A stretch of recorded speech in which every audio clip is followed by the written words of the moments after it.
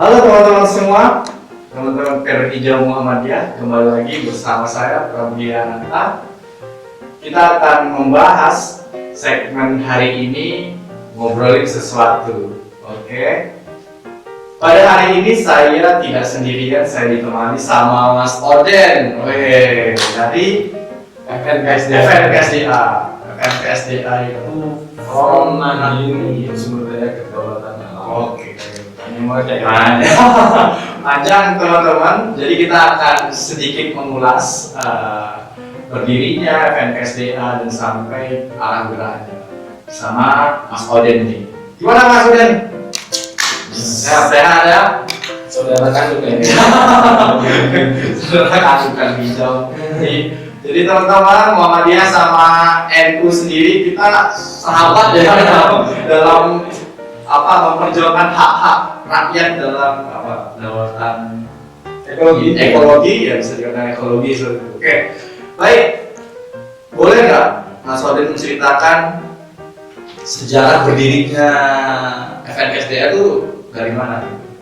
Ini sebenarnya kalau kita mengikuti dari awal mulai sebagai satu ini ya, embrio berdirinya Forum Nahdien Sumber Daya Kedaulatan Alam itu tidak lepas dari di Yogyakarta. Di Yogyakarta waktu itu tahun 2013an awal di antara bulan Mei Juli kalau tidak salah itu ada pertemuan angkatan muda yang kebetulan mereka itu adalah kalangan Nahdien, orang yang punya latar belakang itu ulama begitu, melakukan satu pertemuan kita 20 orang lebih.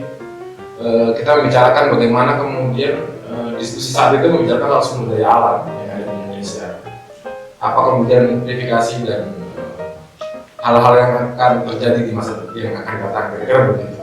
Beberapa orang yang terlibat saat itu ada Usman Batubara, ada Hairul Salim, yang betul Herkis, ada Mas Nurholik Ridwan, ada Merah juga, Merah Jenazah, Bang Merah ini apa namanya?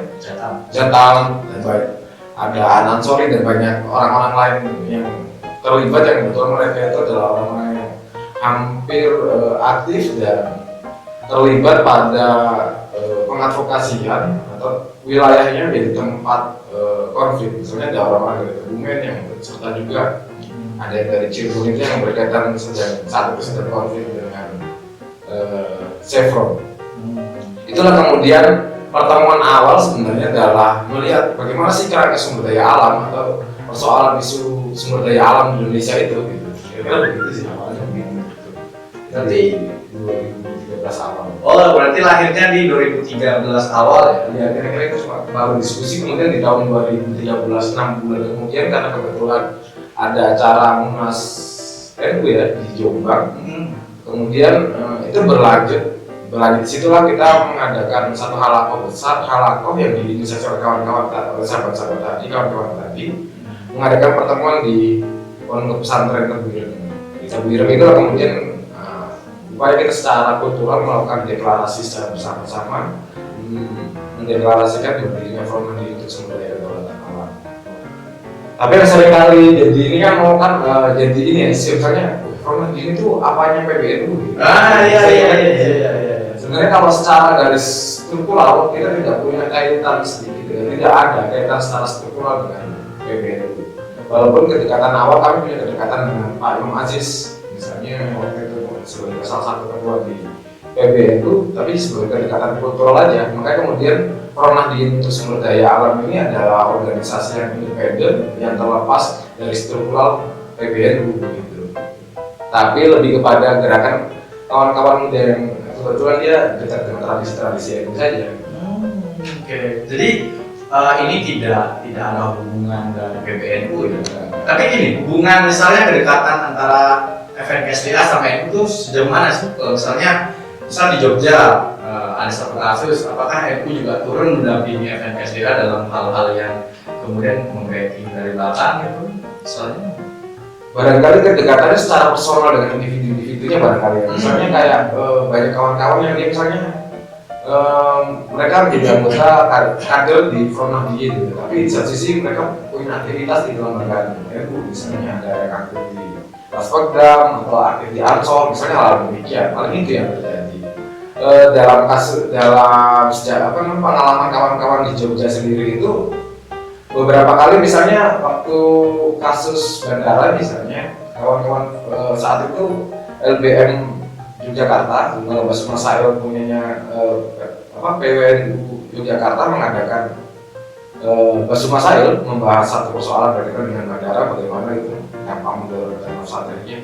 Nah di situ kita memberikan informasi apa yang sebenarnya terjadi itu secara pengalaman yang dialami, yang dirasakan oleh kawan-kawan di bandara di Kulon Progo bersama dengan mendatangkan pelaku-pelaku atau subjek-subjek yang memang dia terdampak dengan kasus bandara. Dan kalau itu kemudian menjadi salah satu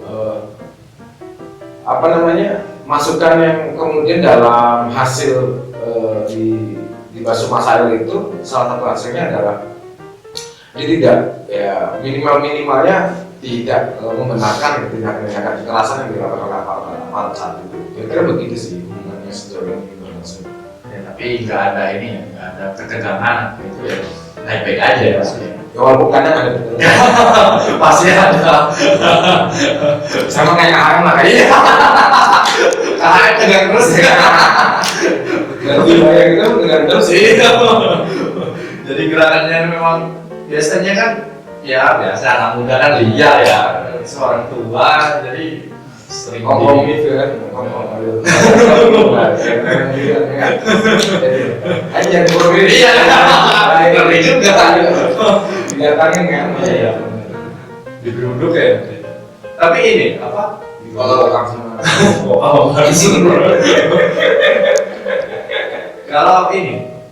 kan geraknya kan kayak ekologi gitu. Apa pandangan dari FNKSD terkait ekologi?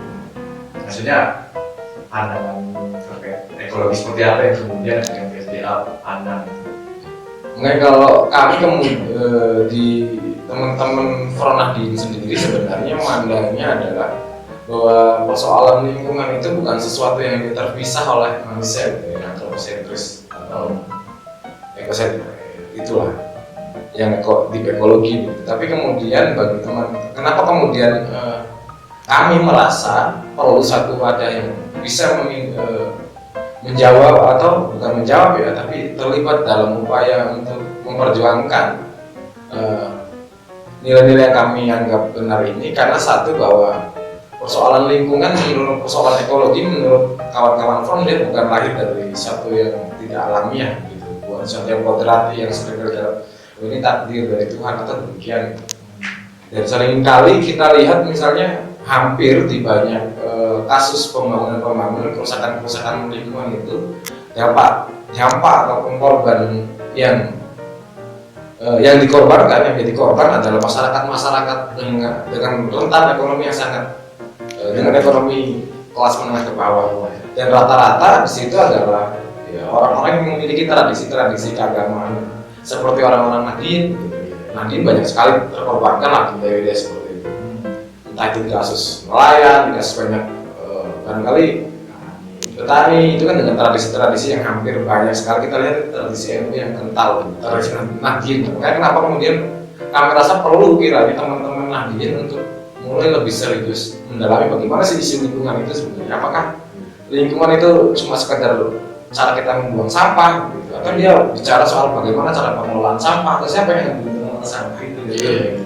Makanya kemudian bagi Fronahdin persoalan isu lingkungan dia tidak terpisahkan dari kebijakan-kebijakan atau ideologi yang hari ini dipakai oleh negara. Makanya persoalan ekologi bagi kami persoalan politis gitu. Dia selalu berkaitan dengan kebijakan-kebijakan dan siapa yang dibutuhkan atas isu tersebut. Ya karena itu setelah kita bicara terkait lingkungan, misalnya contohnya sampah itu kan sebetulnya kalau misalnya kita bisa kembangin itu bukan permasalahan masyarakat aja, buang sampah sembarangan gitu. Tapi gimana cara mereka memproduksi kantong plastik yang banyak dan sebagainya, itu kan juga permasalahan politik yang kemudian kebijakannya itu bisa kita bisa sikat ya maksudnya. Tapi kemudian malah kalau di wilayah kota dan sebagainya itu membuang sampah pada tempatnya gitu. Jadi ibaratnya sampah ini malah salah dari masyarakat, padahal kalau misalnya kita tarik lagi ke akarnya, ada juga kepentingan dari aturan-aturan yang kemudian mengikat ke sana gitu. Ya makanya kenapa kemudian kita kan kenapa kita merasa ini ya di Flow itu teman-teman itu kayak ngerasa Ini beberapa hasil biasa asisten. di Flow itu kan kenapa hal itu terjadi ya? Misalnya gini, kita itu kan terlalu sering belajar kitab kuning ya. Misalnya teman-teman Flow itu rata-rata santai dulunya misalnya, atau banyak yang punya tradisi kesantrian gitu, yang selalu belajarnya ya karena Allah atau hablumillah hablumillah alam gitu. Tapi seringkali habluminallah dan habluminal alam itu dihilangkan, direduksi menjadi cuma sekedar habluminallah saja. Misalnya persoalan sampah misalnya, bahwa itu seolah-olah selesai bila kemudian kita membuang sampah pada tempatnya. Atau apakah itu salah? Sebenarnya nggak salah sih, teknikalisasi atas persoalan itu nggak penting untuk kita jawab, tapi dia ada sisi lain yang seharusnya bisa kita bayangkan lebih gitu. Misalnya, apakah dengan kita membuang sampah pada tempatnya, sampah-sampah itu nggak diproduksi gitu? Apakah kemudian ketersediaan atas kantong plastik yang banyak yang melimpah itu tidak membuat orang untuk mengambilnya? Persoalannya kan bukan karena kita membuang sampah pada tempatnya, itu karena tidak ada sampah, tapi kan ada yang memproduksi sampah. Iya, itu dia. Ya, katanya, oh itu kita pakai sedotan dari apa? Bambu, dari aluminium, gitu. Atau menggunakan gelas yang tidak sekali pakai. Persoalannya, gelas yang tidak sekali pakai itu harus diproduksi. Dan kemudian sampah-sampah masalah itu terus diproduksi, ada produsennya, ada pembelinya, kan itu. Dan ada kebijakan yang mengatur itu. Jadi gitu teman-teman. Jadi permasalahannya itu bukan masyarakat yang buang sampah gitu.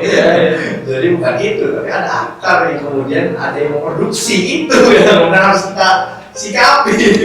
Bukan lagi masyarakat kelas bawah atau ini terus tiba-tiba mereka bingung juga.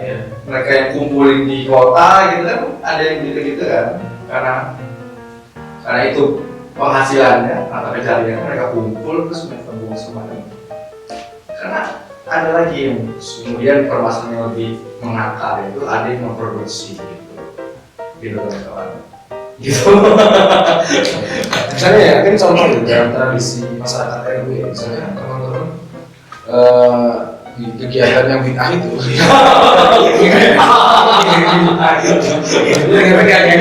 bebas nih. Ini kalau misalnya kena duduk selesai gitu.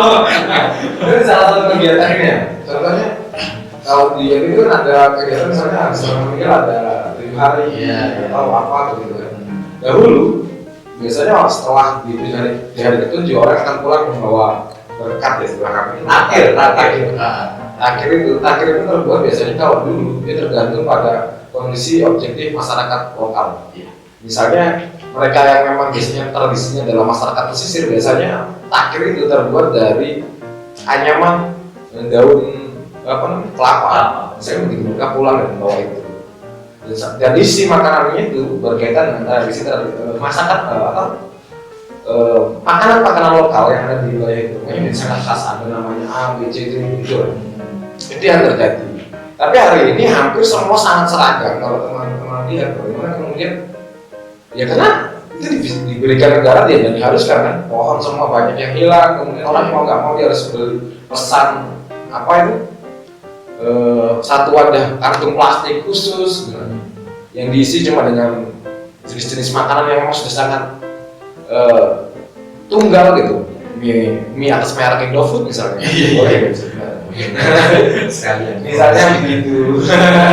Sampai permasalahan itu merusak kebudayaan akhirnya budaya akhirnya kan itu dampaknya panjang gitu masyarakat. Jadinya sampai kebiasaan-kebiasaan yang kemudian kita pakai itu dia tidak memakai produk-produk dari yang diproduksi, malah sekarang kita pakai itu, jadi hilang kebudayaan. Dan kebudayaan itu kan dia sebenarnya berkaitan dengan satu pemahaman kita atas sekitar kita, atas lingkungan, atas semesta ini gitu. Kita menjadi bagian pada alam itu kan sebenarnya. bagaimana kemudian kita berinteraksi dengan pepohonan misalnya. Kenapa kita perlu untuk mengambil itu? Karena dia bagian daripada itu. Kemudian pola yang demikian itu lambat launnya hilang dan membuat manusia dia terasingkan dan menganggap dirinya sebagai satu komunitas sendiri yang terpisah dari alam kan. Itu yang menjadikan kita kemudian seringkali melihat bahwa lingkungan itu ya, dia harus dikuasai ya sumber daya begitu saja pola selalu begitu. Itu kan kenapa kemudian Fronadiin di sini penting kiranya untuk kembali minimal untuk mengingatkan bagaimana kemudian wacana atas tradisi dibangun, bagaimana kemudian isu-isu lingkungan ini dia akan berdampak pada bagian masyarakat-masyarakatnya. Bukan bisa jadi dia mempengaruhi kultur kebudayaan kita, entah itu Muhammadiyah, entah itu Kristen, entah itu NU gitu. Dalam konteks itu dia sangat penting untuk dibicarakan. Terakhir, wilayah yang dinaungi sama front ini mana aja? Kan udah sampai Jateng ya. Sebenarnya bukan dampingi sih, kita lebih kayak belajar itu sih. Ya, belajar bagian daripada ya, belajar bareng gitu masyarakat ya. Beberapa tempat misalnya kita kemarin di Purworejo itu hampir satu minggu sekali sebelum sana di daerah apa namanya bener Wadas ini dengan masyarakat Wadas yang kebetulan di sana secara tradisi Nadiin gitu setiap malam hampir sering mengadakan tirakatan, mengadakan istighosah hampir dengan seperti itu mereka memperjuangkan wilayahnya dari proses perusakan alam, perusakan atas alam gitu. Dan itu kita sering kesana setiap satu minggu sekali dengan beberapa orang dari LBH, ada dari Wali gitu. Terus kedua di situ tuh selain itu juga kita melakukan proses kajian sih dengan teman-teman dari kampus Tainu Purworejo. Itu pun kita di situ diskusi. Biasanya kita kesana mulai dari Sabtu gitu. Sabtu kita bertemu dulu dengan teman-teman mahasiswanya.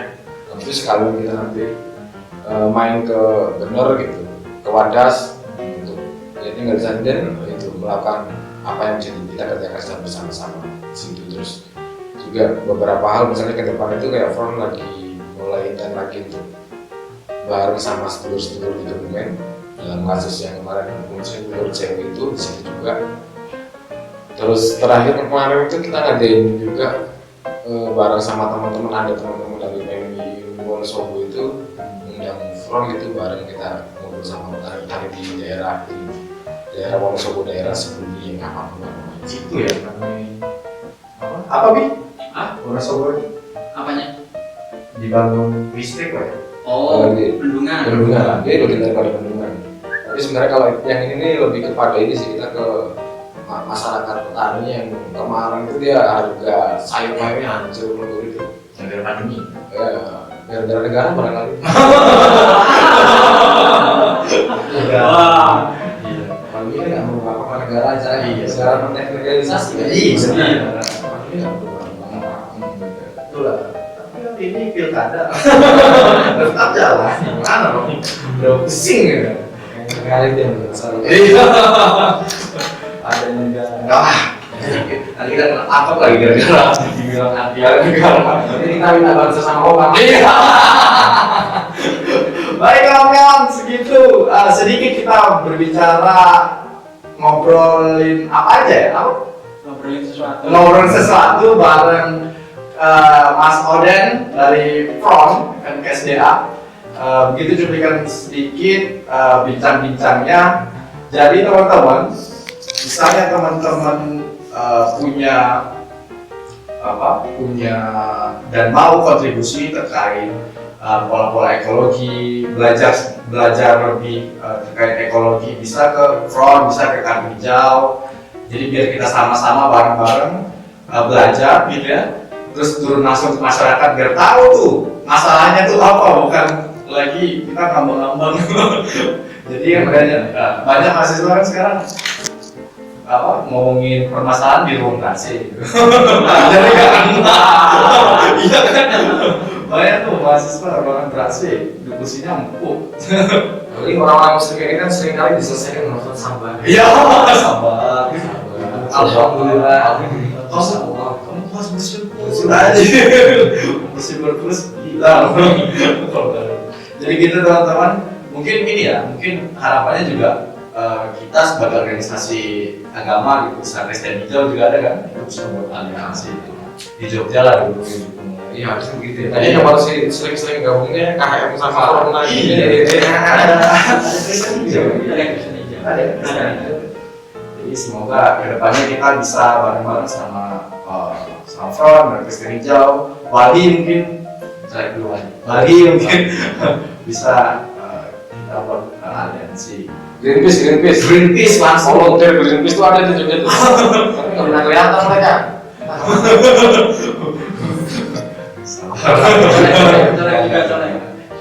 Jadi gitu ya teman-teman, mungkin segitu bincang-bincang kita berdua. Tunggu video selanjutnya dengan segmen-segmen yang menarik pastinya.